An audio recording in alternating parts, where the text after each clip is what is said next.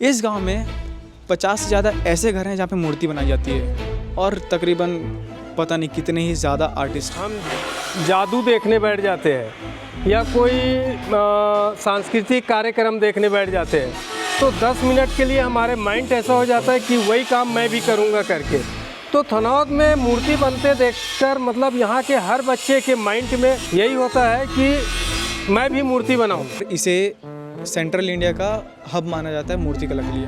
यहाँ बड़ा तोंद जैसे मोटा ताजा ऐसे मतलब लंबोदर लगना चाहिए। एक गणेश जी को एक लंबोदर कैसा रहना चाहिए उस आकार को इस थनौत ग्राम में जो मूर्ति बनाने वाले मूर्तिकार हैं वो भली भांति जानते हैं। तो आज इस वीडियो में यही जानेंगे कि ये गांव इतना फेमस क्यों है, यहाँ पे हर एक घर पे या हर एक जगह पे इतने मूर्तियाँ कैसे बनती हैं और यहाँ पे मूर्ति बनना स्टार्ट कैसे हुआ। तो ऐसा करते करते मतलब हर आदमी के मन में जिज्ञासा हुआ कि मूर्ति बनाऊं और मूर्ति बनाकर अपना भी मतलब जीवन यापन करूं, ऐसा मन में बैठ गया। इस गांव का नाम है थनौत। भाई यहाँ अगर इंटरव्यू लेने जाना होगा किसी का मूर्ति वाले का तो किसके पास जाएं? बालम के पास चल जाओ। किधर है बालम? यही पास है, सफेद वाला में।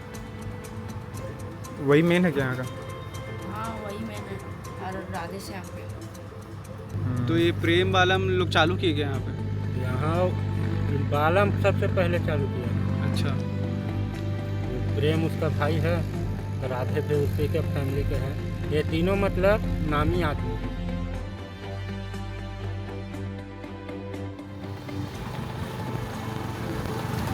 ये राधे में ये वो वाला जो रोड नहीं है वहीं से बड़ा सा गेट है।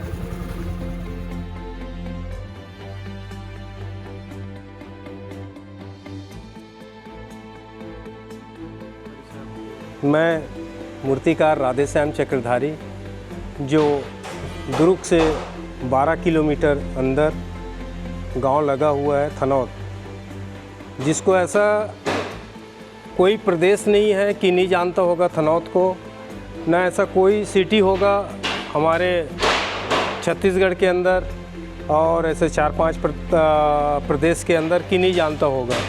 थनौत एक ऐसे नामी गांव है, ऐसे एक प्रचलित गांव है, ऐसा एक कलाकारों का गढ़ है जो पूरे आसपास के प्रदेश में जाना जाता है, पहचाना जाता है।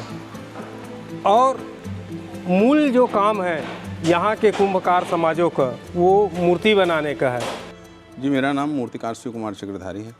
बहुत से बड़े बड़े टॉपर मूर्तिकार थनौत में हैं और इसी के कारण आज इस ग्राम को थनौत को शिल्प ग्राम के नाम से घोषित किया है। इस गांव में ऐसे मेरे ही परिवार से शुरू हुआ है। मेरा दादाजी ब्रिजलाल चक्रधारी जी बनाते थे, उसके बाद फिर मेरा चाचा जी बनाया, मेरा पापा जी बनाए और फिर मैं बना रहा हूँ और मेरा लड़का बना रहा है। तो ऐसा है पीढ़ी दर पीढ़ी, पीढ़ी दर पीढ़ी, पीढ़ी दर पीढ़ी बना रहे हैं हम लोग मूर्ति। और मेरा दादाजी तो चाक से ही बनाते थे, उसके बाद फिर मेरा चाचा जी ना हाथ से बनाना शुरू किया हैं और उनके पहले यहाँ पर कोई मूर्ति नहीं बनाता था। और उसके बाद फिर उसके साथ जुड़ते हुए आज ऐसा है कि आज 30-35 पंडाल इस गांव में मूर्तिकार के रूप में हैं और एक अच्छे मूर्तिकार उनके बाद हुए हैं। और फिर हम लोग फिर वो मशीन आया, मशीन से मतलब मटेरियल बनाना, वो करना, ये करना। और मेरा जो लड़का है और उससे ज़्यादा टेक्निक में पहुंच गया है, जो मेटल और फाइबर का काम करते हैं। जो हमें ऐसा लगता है कि हमारे परिवार में, हमारे कुंभकार समाज में मतलब हमारे एक मूर्ति कला का जो ग्राफ है वो कम नहीं हो रहा है, आगे बढ़ते जा रहा है। तो इससे हम लोग संतुष्ट हैं और बहुत खुश भी है। भाई देख लें का? हाँ? देख लें का? देख लेना।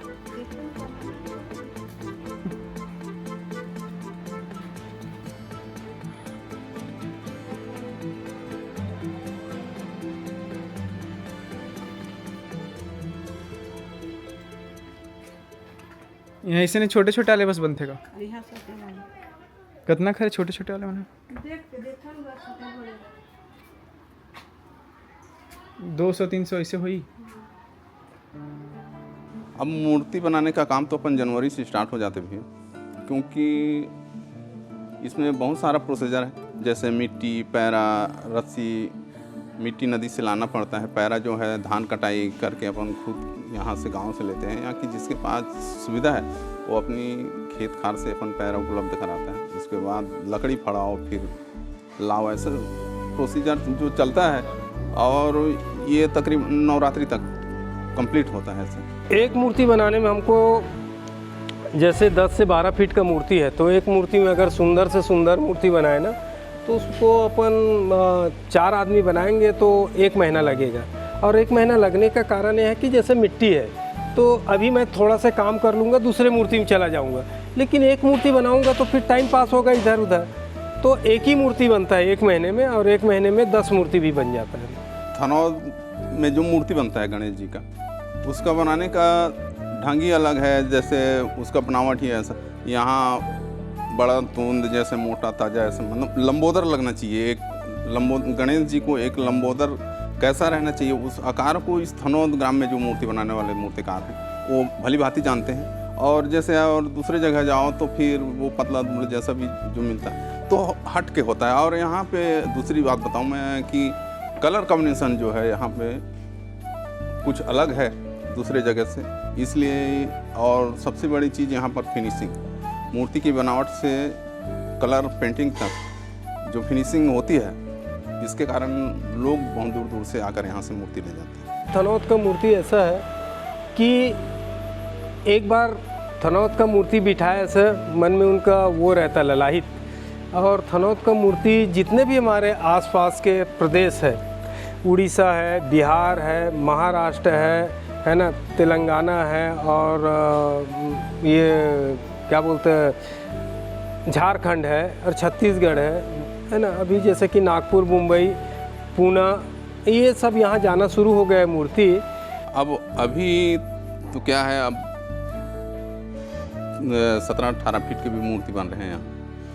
बट दिक्कत ये है भैया कि अभी ये भारतमाला रोड जो बन रही है, इस बार तो जैसी तैसे मूर्ति चला जाएगा, लेकिन आने वाला सत्र में बहुत सोचने वाली बात है कि यहाँ रोड जब बंद हो जाएगा, थनौद से मूर्ति निकलना बंद हो जाएगा। और थनौद जो है मूर्ति के नाम से नहीं बल्कि बड़ी मूर्ति के नाम से फेमस है। जब यहाँ से बड़ी मूर्ति बनना ही बंद हो जाएगा तो एक तरफ से मैं कहूँ यहाँ के मूर्तिकार संकट में हूँ। तो इसलिए मांग भी की है। यहाँ फ्लाईओवर का तो वैसा आश्वासन दिया है कलेक्टर साहब, मतलब स्ट्राइक यहाँ पर किए थे रोड में, गांव वाले आसपास के और सभी मूर्तिकार मिलकर आश्वासन दिए हैं कि यहाँ पर 20 फीट का फ्लाईओवर बनाया जाएगा। ऐसा करके अब देखो, शासन का काम है, 6 महीने का टाइम दिया है, 6 महीने तक होता है तो ठीक है, नहीं होता है तो फिर वही धरना प्रदर्शन होगा।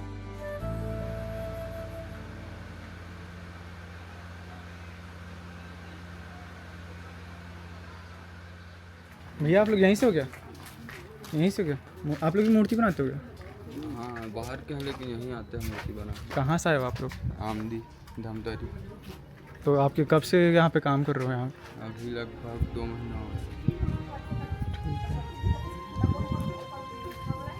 जी हाँ, बहुत सारे लोग, बहुत सारे लड़के यहाँ काम करके निकल चुके हैं। मेरे ही वर्कशॉप में मैं अभी तक गिनती नहीं बता सकता हूँ, मतलब 300-400 लड़के यहाँ से ये अपन मूर्ति का काम सीखकर चले गए हैं और आज वो अपने स्तर पर बहुत अच्छे ढंग से काम कर रहे हैं। दूसरी बात यह है कि इस काम को करने वालों को, ये मजदूर का काम है, मूर्तिकार मतलब मजदूर हो जाता है ना, तो इसमें बहुत सारा तकलीफ है। ये समझ के चलो तपस्या है, एक भक्ति है मूर्ति बनाना।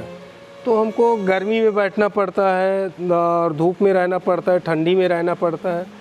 तो इस चीज़ को अगर आप बर्दाश्त नहीं करोगे, नहीं सह पाओगे तो मूर्तिकार नहीं बन पाओगे। मूर्तिकार मतलब मैं बताया ना, एक मजदूर है। देख लें क्या? देख लें क्या?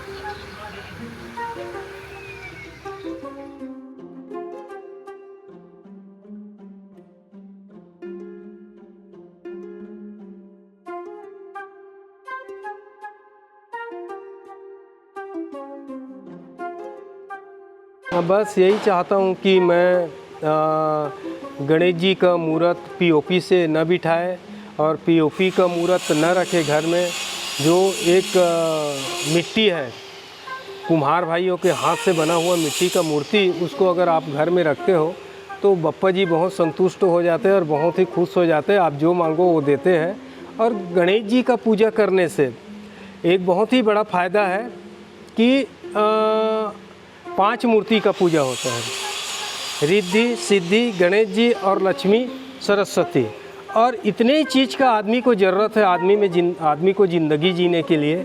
जब पैसा रहेगा तो आप बहुत अच्छे से ज़िंदगी जियोगे, दिमाग रहेगा तो बहुत अच्छे से ज़िंदगी जियोगे, साफ़ सफाई रहेगा तो बहुत अच्छे से ज़िंदगी जियोगे। तो ये है कि गणेश जी के पास मतलब एक ऐसा वो मंत्री है जिसके पास सब चीज़ है, जितना भी इंसान को चाहिए वो सब चीज़ उनके पास है। तो मैं चाहता हूँ कि हर इंसान को अपने घर में मिट्टी का मूर्ति बिठाना चाहिए और घर में ही उसको विसर्जन करके उनका जो पानी है उसको घर के चारों मुड़ा छिड़क देना चाहिए। उनका मिट्टी है उसको निकाल कर गमले में रख कर सुखा कर उसमें और गैया का गोबर मिलाकर उसमें मतलब तुलसी का पौधा उगा लें और उसको 12 महीना पूजा करें। और जैसे गणेश पूजा आता है उसको गणेश जी के विसर्जन करके उसके फिर पुनः और तैयार करें। तो मैं यही संदेश देना चाहता हूँ। जय जोहार, जय छत्तीसगढ़, जय श्री गणेश। ये क्या चीज़ है भैया? कृष्ण भगवान है? हाँ? बनेगा ये जन्माष्टमी के लिए?